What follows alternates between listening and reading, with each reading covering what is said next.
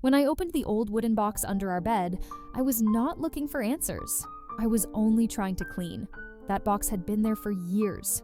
Quiet, forgotten, like many things in our marriage. I never imagined it held the truth my husband could never say out loud. I remember sitting on the floor that afternoon. The house was quiet. Too quiet. The kind of silence that makes your heart feel heavy, even when nothing is happening. My knees hurt as I bent down, but I told myself it was fine. Everything was always fine. The box was dusty. When I lifted the lid, the smell of old paper filled the air, and there they were. Letters, dozens of them, tied with a faded blue ribbon.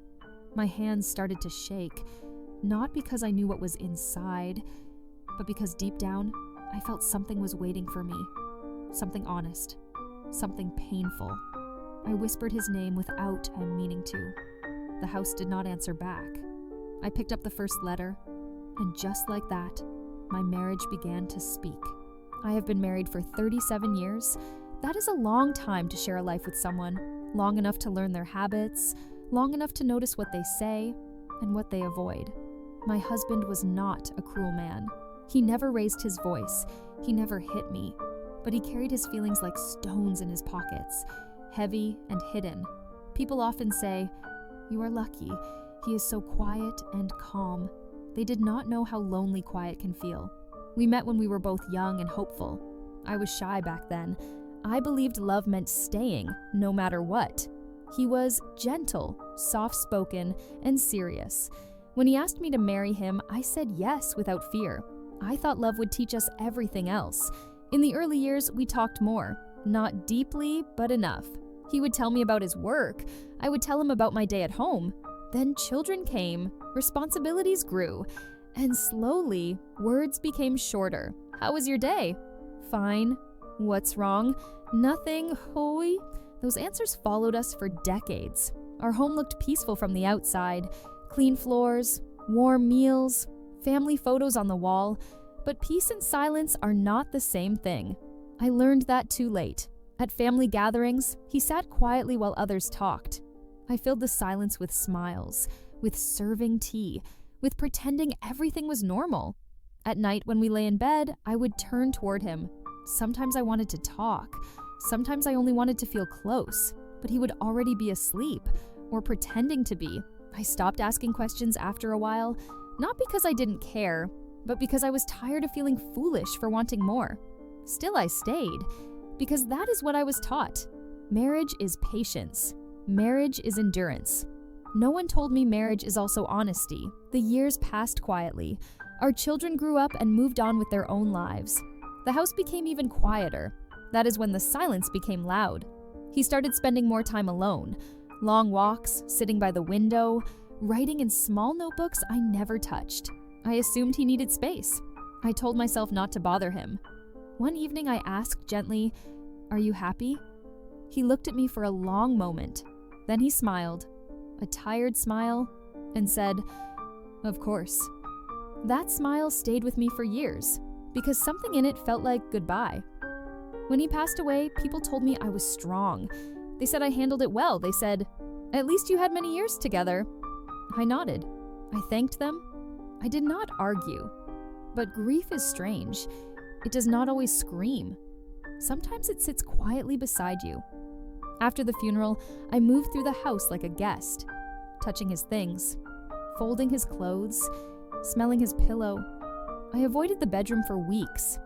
It felt too full of him, too empty at the same time. That afternoon, when I found the box, I was finally ready to enter that space again. I told myself it was just cleaning, just another chore. But life does not reveal the truth when we are ready. It reveals it when it must. The first letter was dated 30 years ago. My name was written on the envelope, but it was never sent. I sat on the floor, leaning against the bed. The letter felt heavier than paper should feel. As I read, my breath slowed. Each word was gentle, careful, honest. He wrote about fear, about not knowing how to speak, about loving me deeply but failing to show it. Tears came quietly, not all at once. just enough to blur the ink. That letter was not an apology, it was a confession. And there were many more. Each letter was a piece of the man I lived with but never fully knew. His regrets, his worries, his love. Written but never spoken. I realized something painful as I read. He had been talking to me all along, just not in a way I could hear, and that was only the beginning. I did not read all the letters in one day. I could not. Each one felt like opening a quiet wound that had been there for years without bleeding. I placed them back in the box and slid it under the bed again. That night, I barely slept. His words stayed with me, floating between dreams and memories. The next morning, I made tea out of habit. I poured 2 cups before I realized what I was doing. I stood there for a long moment, holding the kettle, feeling foolish and tired. Grief changes shape when it meets truth. It becomes heavier, but also clearer. After breakfast, I pulled the box out again. This time, I sat at the table, the same table where we had eaten thousands of meals in silence. I chose another letter at random.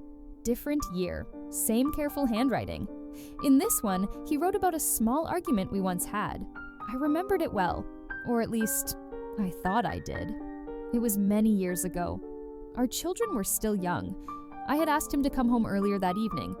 He arrived late. I was upset, but I kept my voice calm. "You could have told me," I said. He nodded and said, "I know." That was all. In the letter, he wrote how ashamed he felt that night, how he wanted to explain himself, how he was afraid that if he started talking, he would say the wrong thing and hurt me more. So he chose silence. Again. Reading that, my chest felt tight, because in that moment, I realized something painful. We were both afraid, just in different ways. I always believed silence meant he did not care. He believed silence meant he was protecting me. That misunderstanding lived between us for decades. Quiet, unnoticed, growing. As I read more letters, patterns appeared, not loud ones, small, gentle ones. He often wrote after moments when I felt ignored, after times I cried alone in the bathroom, after evenings when I went to bed angry but said nothing. He noticed everything. He just did not know how to respond. One letter stopped me for a long time. It was written after my mother passed away. I remembered that time clearly. I felt completely alone. I had waited for him to comfort me, to say something meaningful, to hold me, but he only sat beside me and said, "She lived a good life." I nodded then, but inside, something broke. In the letter, he wrote how helpless he felt watching me grieve. He said he wanted to take my pain away but did not know how. He feared saying the wrong words would make things worse. So he stayed quiet. And I felt abandoned. That night, I pressed the letter to my chest and closed my eyes. Not out of forgiveness. Not yet. Out of exhaustion. As the days passed, memories began to change. Not the events themselves, but how I saw them. Moments I once labeled as cold now felt complicated. Moments I thought were careless now looked fearful. But understanding did not erase the pain. If anything, it sharpened it. Because I kept thinking, why didn't we ever talk about this? We shared a house, a bed, children, but not our fears. I remembered a time when I tried to change that. It was late at night. The children were asleep. I told him I felt lonely, that I needed more from him. He listened quietly, then said, "I'm doing my best." I remember feeling guilty after that, like I had asked for too much, so I stopped asking.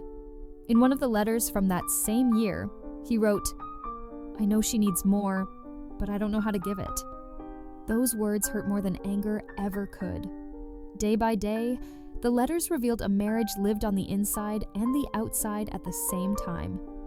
What we showed the world, and what we hid from each other. I began to see how our roles trapped us. I was the one who held things together. Meals, schedules, family events. I became strong because I had to. He became quiet because he believed that was his role. Provide. Stay steady. Do not complain. No one taught us how to be emotionally brave.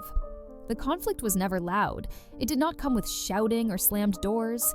It came as distance. A little more space between us at the table, a little less eye contact, fewer questions. By the time we noticed it, it felt normal. One afternoon, while reading another letter, I found a pressed leaf inside, brown and fragile. I smiled sadly. I remembered that day. We had gone for a walk together, one of the rare times. I talked. He listened. At the end of the walk, he picked up that leaf and placed it in his pocket. I did not know why then. In the letter, he wrote, "I wanted to remember a quiet day when we were close. I had forgotten that day completely. That realization shook me. How many moments of closeness had I missed because I was too focused on what I lacked? That thought brought guilt, and guilt is heavy. I began to see my own silence reflected in his. Times I chose peace over honesty, times I smiled instead of speaking.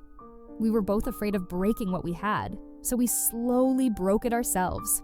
As I reached the later letters, the tone changed. His writing grew slower, the sentences shorter. He wrote about regret more openly, about wishing he had spoken sooner. One letter ended with a line that stayed with me for days. I hope one day she understands that my quiet was never empty." I put the letter down and stared at the wall. The house felt different now, full of words that had waited too long. At night, I began talking to him, out loud, as if he could hear me. I told him how lonely I was, how angry I had been, how I wished he had trusted me with his fears. The room stayed silent, but somehow it felt less empty. Still, a question kept returning, a painful one. If he could write all of this, why couldn't he say it? That question led me to the final letters, the ones written near the end. And those letters would change everything I thought I knew about our marriage. I waited 3 days before opening the last group of letters, not because I was busy, but because I was afraid. I could feel it. Something heavy was waiting for me there, something that might change how I remembered my whole life. Those letters were kept separate, tied with a different ribbon. White this time, not blue. I sat on the edge of the bed, holding them in my lap. My hands rested there for a long time before I moved. I whispered, "Please be gentle," though I didn't know who I was speaking to. The first letter in that bundle was written near the end of his life. The date made my chest tighten. I opened it slowly. He began by apologizing, not for one thing, but for everything. He wrote that he had always believed love meant not being a burden, that showing fear or sadness would make him weak, that strong men stayed quiet and handled things alone. He said he learned that from his father, a man who never spoke about his feelings, a man who worked, provided, and died without ever saying what hurt him. "I promised myself I would be better," he wrote, "but I only learned how to be quieter." That line broke something inside me, because suddenly, I wasn't only reading my husband's story. I was reading a family pattern, a silence passed down like an old habit. As I continued, his words grew more personal, more raw. He wrote about watching me move through the house, cooking, cleaning, caring, always steady. He said he admired my strength but misunderstood it. He thought I did not need him emotionally, that I was already complete on my own. "I didn't realize strength can still feel lonely," he wrote. I covered my mouth with my hand. Tears came fast this time, hot and heavy. I had wanted him to see my strength as a doorway, not a wall. One letter spoke about a night I remembered clearly. We were sitting in the living room. The television was on, but neither of us was watching. I had said quietly, "Do you ever feel like strangers?" He paused for a long time before answering, then said, "No." That answer had stayed with me. It made me feel foolish for asking.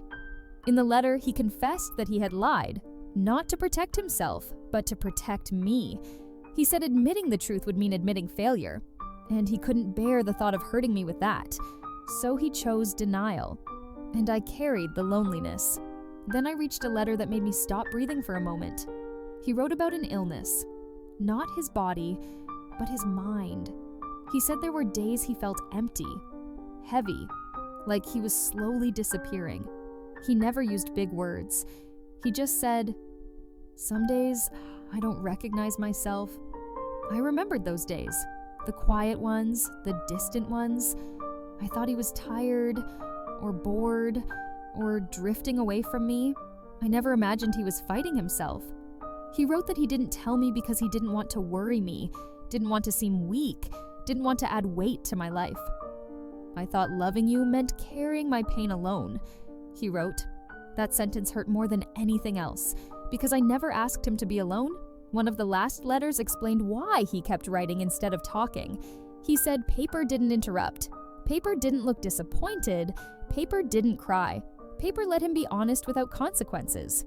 I held that letter and felt a strange mix of emotions: sadness, anger, understanding, all of them tangled together. Then I found the letter addressed to our children. He wrote about regrets, about wishing he had shown them how to talk about feelings, about hoping they would be braver than he was. That letter was never sent either. I realized then that his silence did not only shape our marriage, it shaped our family. And that realization hurt deeply. The turning point came with the very last letter. It was short, written in shaky handwriting. He addressed me directly. He said he knew time was running out. He said he hoped I would forgive him, not for being quiet, but for being afraid. Then he wrote something I never expected. He said he believed I deserved more love than he knew how to give, and that truth haunted him. I hope one day you understand, he wrote, that my silence was never a lack of love. It was a lack of courage. I folded that letter slowly and held it against my heart. For the first time since he passed, I cried openly, not quietly, not politely. I cried for the conversations we never had, the comfort we missed, the years we spent standing side by side, but never fully facing each other. That night, I slept with the letters beside me, like they were keeping watch. In my dreams, I saw him sitting at the table writing, looking up at me, wanting to speak. When I woke up, the house felt different. Not lighter, but clearer. I realized something painful and freeing at the same time. We did not fail because we didn't love each other. We failed because we didn't know how to be vulnerable together.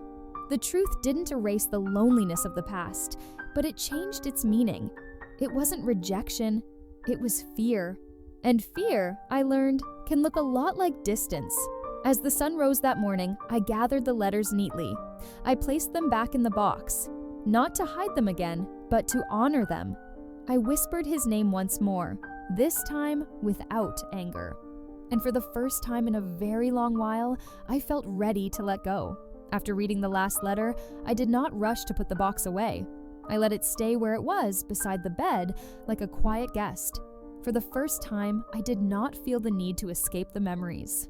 I stayed there for a long while, listening to the clock tick, feeling the weight of everything we never said. Understanding does not arrive like joy. It arrives slowly, carefully, like someone knocking on your heart instead of breaking the door down. I realized forgiveness was not a single moment. It was a process, one breath at a time.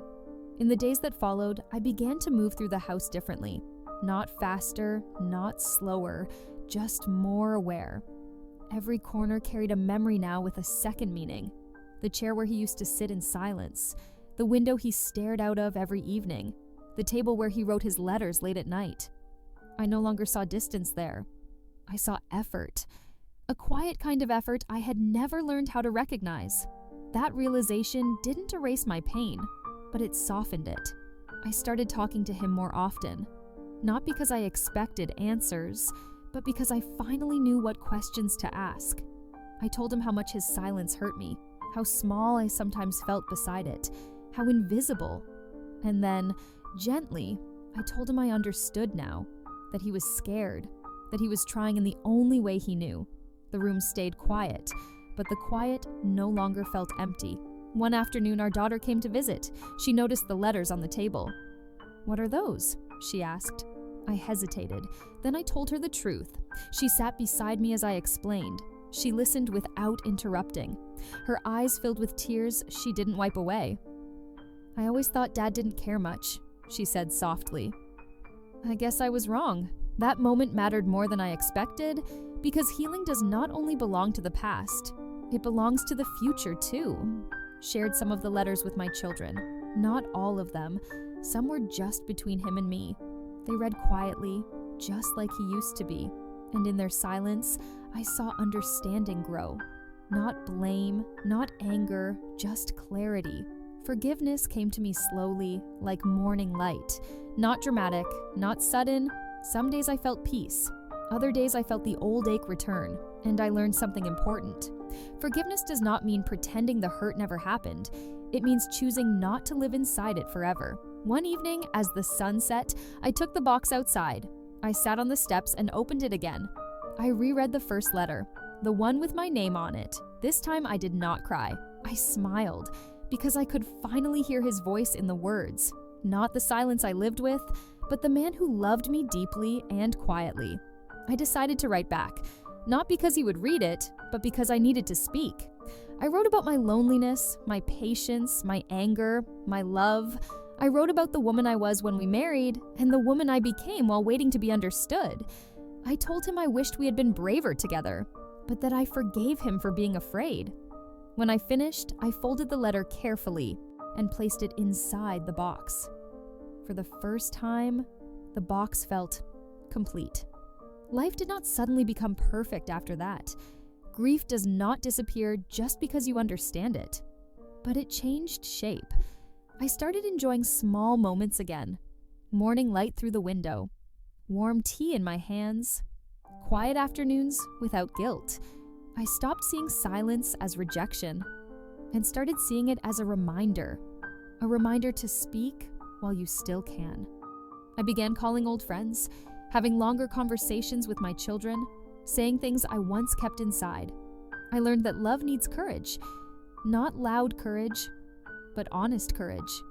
The kind that says, "This is how I feel," even when your voice shakes. Sometimes I still sit by the window at night, the same window he used to watch.